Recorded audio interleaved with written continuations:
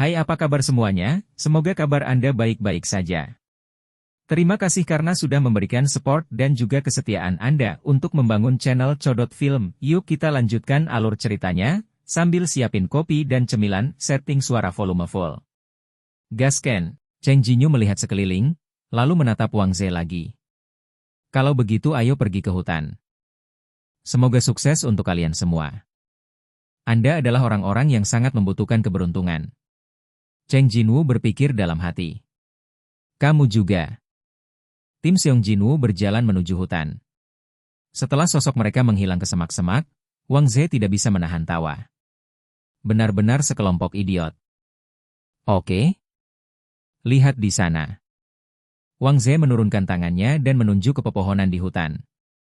Bukan hanya satu atau dua. Tidak peduli ke arah mana jari menunjuk, ada goresan yang ditinggalkan oleh binatang raksasa. Itu beruang. Beruang kutub. Monster tipe beruang yang juga menempati tempat di antara monster tipe beast. Ini adalah tanda wilayah mereka. Para pemburu di tim Wang Ze hanya bisa mendecakkan lidah saat melihat ini. Ceka.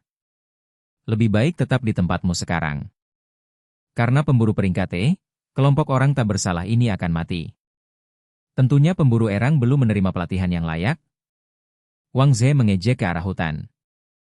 Hanya nilai E, tentu saja tidak mungkin. Tunggu. Tiba-tiba, senyum di wajah Wang Ze menghilang. Kebanyakan dari mereka adalah pemburu level C, dan bahkan ada pemburu level B.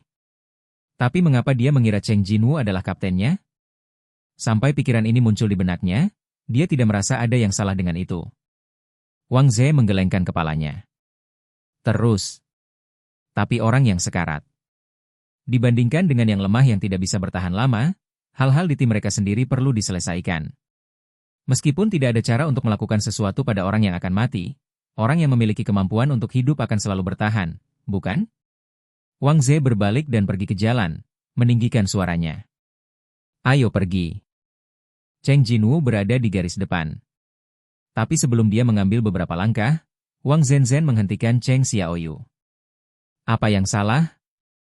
Kamu gila? Seong Jinwu melipat tangannya tanpa menyembunyikan ketidaksenangannya. Dia mengingatkan pihak lain untuk memperhatikan kata-katanya. Emosi Cheng Jinwu disampaikan kepada Wang Zenzhen, jadi dia merendahkan suaranya dan berkata, "Maaf, tapi aku harus mengatakannya." Wang Zenzhen mengarahkan jarinya ke salah satu pohon di sekitarnya. Apakah kamu melihat itu? Bekas goresan besar tertinggal di pohon. Di sana. Dan di sana. Kulit pohon di sekitarnya rusak parah sehingga hampir tidak mungkin menemukan batang yang utuh. Ini semua adalah tanda-tanda beruang kutub. Seluruh hutan adalah habitat beruang kutub. Anjing dan monyet lebih lemah dari harimau dan singa. Hal yang sama berlaku untuk binatang buas. Berurusan dengan monster berwujud harimau dan singa jauh lebih sulit dibandingkan monster berwujud anjing dan monyet. Bagaimana dengan beruang itu? Beruang kutub adalah salah satu karnivora paling kuat di dunia. Sekarang, tim Cheng Jinwu telah melangkah ke wilayah tempat tinggal binatang buas ini. Wang Zenzhen punya cukup alasan untuk marah pada Cheng Jinwu. Kita harus segera kembali sebelum monster mengepung kita. Ceka. Ada apa? Melihat reaksi Xiao Yu, Wang Zenzhen bingung. Saya pikir Cheng Jinwu akan marah, terkejut, atau menerima kenyataan ini. Tapi tebakannya benar-benar salah. Jelas bahwa dialah yang memperingatkan Cheng Jinwu, tetapi pihak lain memandangnya seolah tidak bisa berkata-kata. Kenapa? Kenapa kamu menatapku seperti itu? Wang Zenzhen tersipu karena malu. Apa? Ada apa? Suara itu sedikit lebih tinggi. Cheng Jinwu menghela nafas, lalu berbicara. Maksudmu, karena tidak ada pohon yang utuh, pasti ada lebih dari satu atau dua beruang putih? Jadi kita harus cepat kembali. Itu sebabnya kita pergi ke hutan. Apa? Wang Zenzhen membuka matanya lebar-lebar. Aku sudah bicara sampai titik ini, tapi masih belum mengerti. Cheng Jinwu menjelaskan tanpa daya. Jika hutan adalah wilayah beruang, maka di wilayah itu hanya mengkhawatirkan beruang. Apa? Baru saat itulah Wang Zenzhen mengerti apa yang dimaksud Cheng Jinwu. Banyaknya beruang putih berarti tidak ada binatang ajaib di hutan yang dapat membunuh beruang putih. Dengan kata lain, tidak perlu khawatir monster yang lebih kuat akan muncul. Mengapa saya tidak memikirkan ini? Wang Zhenzhen, yang marah pada Cheng Jinwu, tersipu dan tidak bisa mengangkat kepalanya. Cheng Jinwu merasa tak berdaya di dalam hatinya. Ruang bawah tanah itu menakutkan karena Anda tidak pernah tahu apa yang diharapkan. Jika Anda tidak mengenal musuh, Anda tidak dapat membuat respons yang tepat. Tapi bukankah musuh di sini sudah lama terungkap? Monster dalam bentuk beruang. Meskipun saya tidak tahu seberapa kuat beruang putih itu, dia pasti lebih lemah dari dua elf sebelumnya. Karena mereka memakai mantel kulit beruang. Itu sebabnya saya memilih hutan.